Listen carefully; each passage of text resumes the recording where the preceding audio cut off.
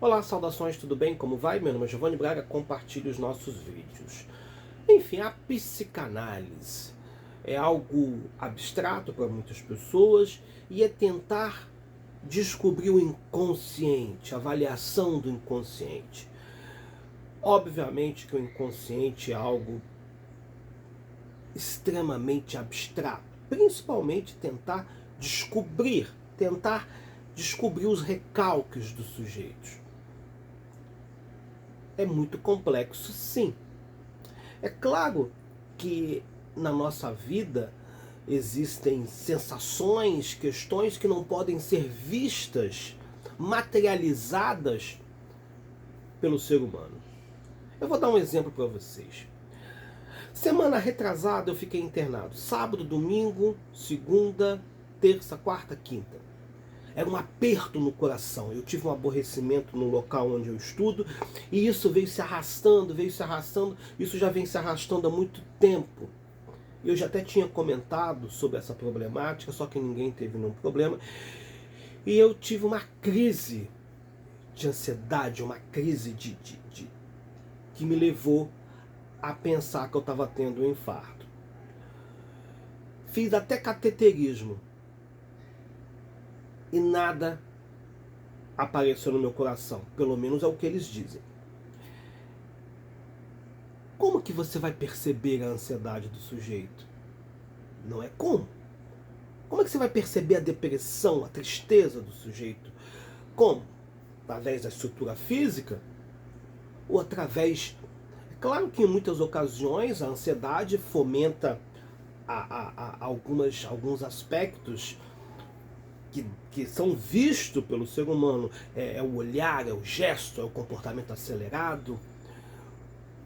Em algumas vezes é a coceira pelo corpo. Enfim, são várias questões que são transferidas pela epiderme. São passadas. São visíveis. Mas outras ocasiões não. A depressão, por exemplo.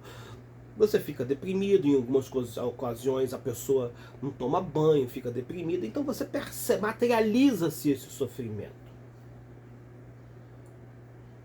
Mas em muitas ocasiões você não percebe o que está acontecendo com o outro. A inveja, o ódio, a maldade, a vingança, são sentimentos que estão ali no nosso inconsciente, guardadinhos, e que muitas pessoas camuflam muito bem. Mas enfim, uma médica, uma autora aqui, ela questiona a psicanálise, um direito dela de fazer esse questionamento. E a psicanálise durante a vida toda foi questionada, sim. Porque falar de inconsciente é falar daquilo que não pode ser visto, que não pode ser materializado, que não pode ser percebido. Não é matemático, o 2 mais 2 são 4. Não, na psicanálise o 2 mais 2 não conseguirá ser 4 de forma tão rápida assim. E é o que está ali guardado no inconsciente de cada sujeito, né? Cada um ser humano tem o seu inconsciente, cada um tem aquilo que está escondido dentro de você, guardado. São seus traumas, são seus recalques, são as tuas dúvidas, são os seus desejos que estão escondidos e que somente você sabe disso.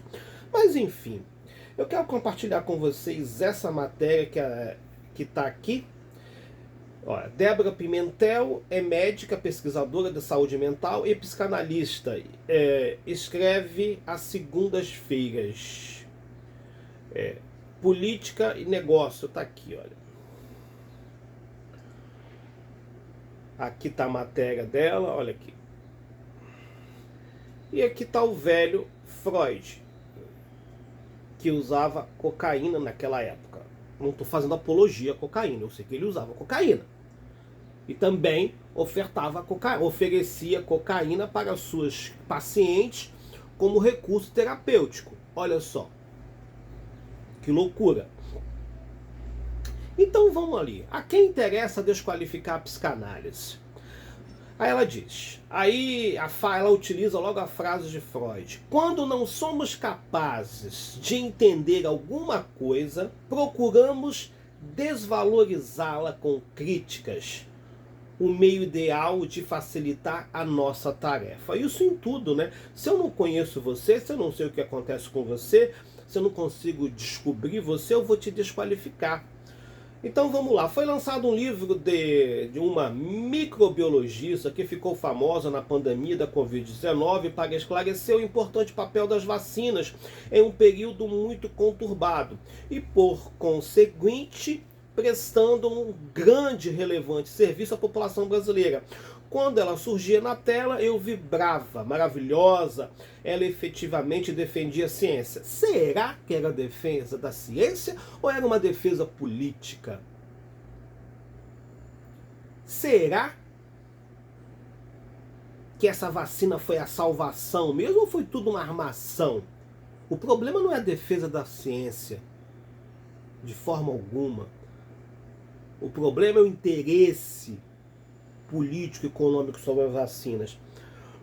Então, a autora continua aqui. Pois bem, essa senhora, em parceria com seu marido, que é um jornalista, resolveram escrever um monte de bobagens, classificando como pseudociência consagradas práticas da saúde no país, como psicanálise, acupuntura e homeopatia. Cada um tira suas ideias aí.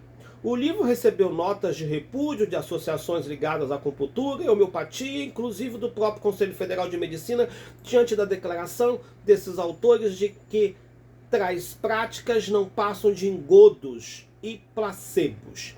Eles conseguiam, com suas ideias alopradas em um discurso raso, sem articular adequadamente os conceitos, adequadamente os conceitos, fomentar reações enérgicas, inflamadas das sociedades que envolvem as três práticas citadas. E aí o livro diz: caro leitor, de forma proposital não cito o nome dos autores dessa estapafúrdia obra e nem do título, pois no que defender de mim, eles não conseguirão vender mais nenhum exemplar.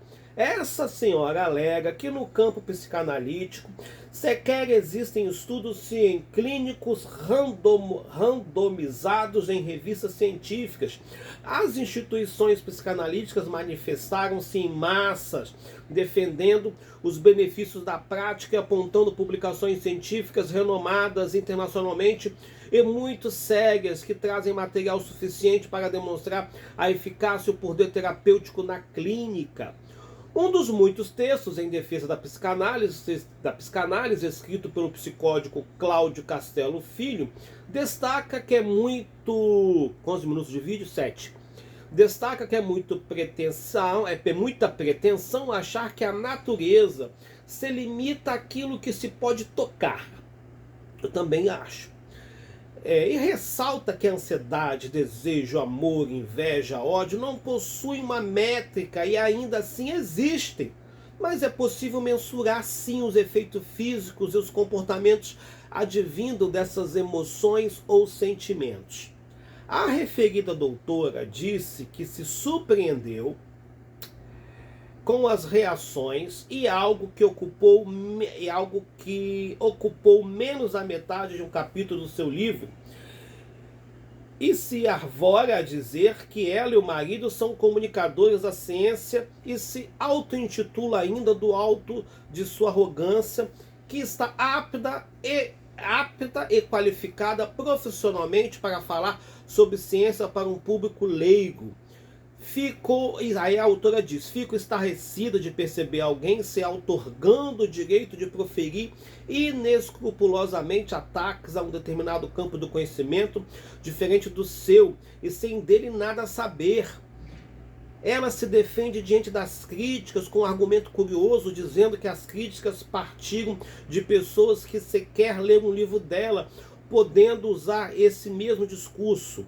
Ela nunca leu ou estudou a teoria psicanalítica e provavelmente nunca sentiu os efeitos sobre si mesmo para nunca ter submetido a um processo analítico. Então, não faz sentido desqualificar a psicanálise sem conhecer a teoria e o método ou a eficácia. Bom, Esse vídeo eu faço por Quai, são apenas 10 minutos, compartilhe e se inscreva. Eu permaneço aqui para outras plataformas, tá bom? Se você quiser, eu deixo o link para você buscar nas outras plataformas. Ela se defende das críticas com um argumento curioso, dizendo que as críticas partiram de pessoas que você quer ler um dos seus livros, né? Aí a autora permanece. O que se vê nesse livro é a falta de fundamento científico nos seus ataques gratuitos e violentos à psicanálise, taxando de fraude ou pseudociência, levando o desconhecimento radical total dos autores sobre aquilo que se propunham a debater e se propuseram a depreciar. O que foi percebido foram ataques carregados de ódio e sem embasamento científico. Estariam esses ataques de fúria amparados em motivações inconscientes? Ou talvez seriam conflitos de interesse com a indústria farmacêutica? Dê um desconto para mim, caro leitor. Talvez eu esteja procurando de forma inadequada as respostas para tantas bobagens escritas por este casal. Perdoe-me pela ilação, talvez despropositada. A verdade é que o movimento que deu início à psicanálise tirou do limbo uma infinidade de doentes mentais, estes sim considerados fraudes. Até então é desprezado pelos cientistas para os quais o inconsciente não existia. Então ela faz essa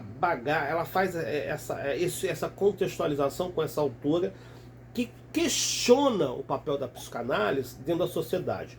Pelo que eu percebo aqui, ela provavelmente fala da materialização, não é?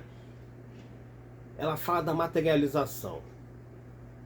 O que seria materialização? Se você fizer uma ressonância, se você for fazer uma ressonância na cabeça, você vai descobrir o que tem lá na cabeça. Se você tem um tumor, se você não tem um tumor.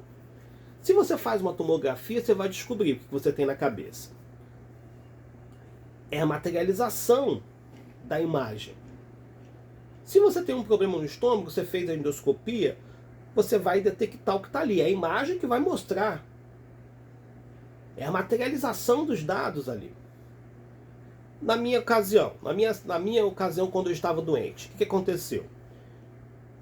Eu fiquei internado com dores no peito. O que eles fizeram? Vamos investigar. Fizeram até o cateterismo. Fizeram um furinho na virilha, fogo subiu até o coração e jogou o jato de contraste para ver como é que estava meu coração. Segundo eles, eu vou lá pegar o resultado, que até hoje eu não peguei o resultado, o coração estava perfeito. O coração estava perfeito, não tinha absolutamente nada, graças a Deus. Nenhuma veia entupida, vamos dizer assim, nenhuma intervenção. O que foi isso? A materialização. Eles viram o coração, tá ali, não tem nada. E na psicanálise você não consegue perceber isso. Você não consegue perceber com clareza o que acontece no inconsciente do sujeito. É claro que em muitas ocasiões a sua angústia, o seu sofrimento, tudo que está ali no seu consciente transfere para outros problemas. O que o estresse faz? Dor no estômago, dor de cabeça, dor não sei aonde, e tudo isso vai passando pelo nosso corpo. Transfere, você sente dores como se tivesse tendo alguma coisa e você não tem nada. É ansiedade, é emoção, é raiva. Tudo isso está ali no inconsciente. Enfim, eu não sou nenhum especialista em psicanálise, sou estudante de psicologia, fiz uma pós em psicanálise clínica, gosto do tema, né, e nós não podemos retirar, desvalorizar essa teorização, essa proposta de salvação da saúde mental, né, essa técnica, em prol de uma proposta vazia. Compartilhe nossos vídeos, se inscreva no canal. Até mais, obrigado.